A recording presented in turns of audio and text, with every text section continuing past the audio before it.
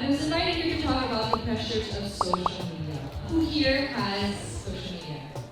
Every day, I'm pressured by the amount of likes I have and the amount of comments. Right now, I'm at a point in my life also where I have a bit of an identity crisis. Social media is a big part of my work because I just had a baby and a lot of my life is out there on social media. At the same time, my son, I don't feel 100% comfortable to share everything about him. So I'm in this identity crisis where I wasn't posting or acting. So it's kind of like the lifeline I had to you guys. And when I became a mom, I kind of felt like, what do I do? Do I give in and show my baby to everyone, or do I kind of protect him? And I still struggle with that every day. The pressure of social media that I feel every day is to produce amazing content to show people that I'm quote-unquote living my best life. Because social media does that to you. It wants you to elicit this FOMO in other people. It wants you to make them feel that they're missing out and you're living your best life. And in a way, it wants you to make other people jealous or envious. So let's talk about that. Have you guys ever felt jealous when you go online? Yes? Have you felt like, I wish I was there right now and I wish that I was living that life? I constantly feel that way.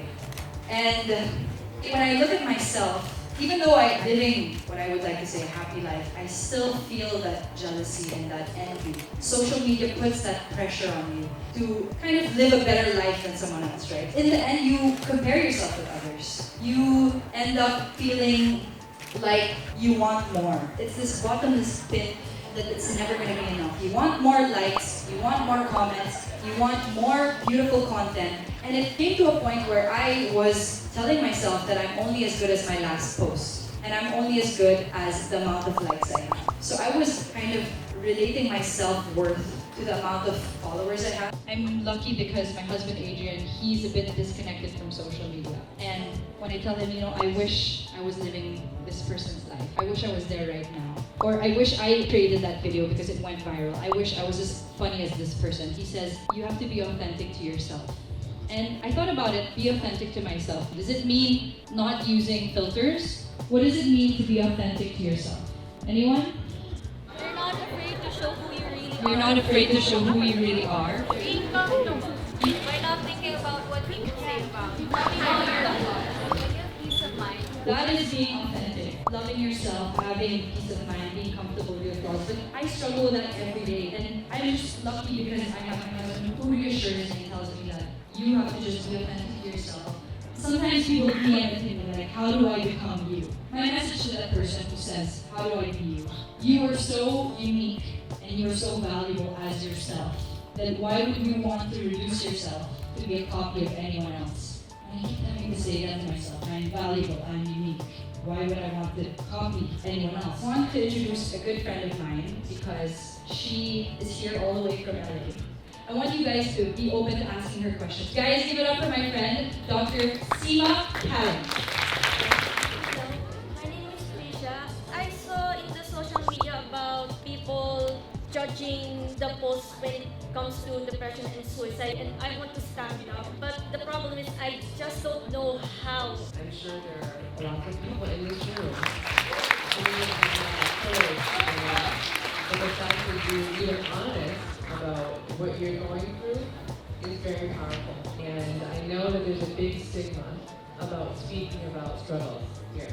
So when she told me that, I was like, I want to be part of this because I think the first step in this country is to bring in awareness. So speaking about your struggle is going to advocate for change. The more people that are speaking and honest about how they're feeling, the more of a demand there will be to get the resources necessary in place. It takes so much courage to be vulnerable in front of people. So what can you say about the people who overuse the words depression and anxiety as adjectives for what they're feeling at the moment? I think that's hard because when people use that word depression and anxiety, they are speaking from a place where they feel unsettled. So I think that's how they understand their narrative. But yes, there is a level of intensity that comes with clinical depression for people who are struggling with that. I think you have to be very careful about approaching someone and saying, are you sure you're depressed? Yeah. It's important to understand your tone and how you come across, right? So it's not necessarily what you're saying, it's how you say it, right? How do you know that you're depressed? Saying that will open up a dialogue where they can kind of articulate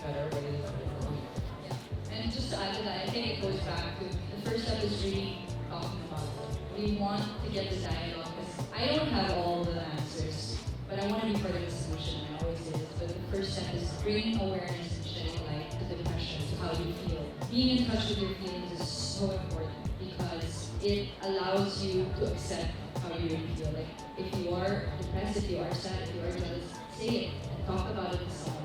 Just that simple step can already help, in my opinion. I hope you guys enjoyed our little talk and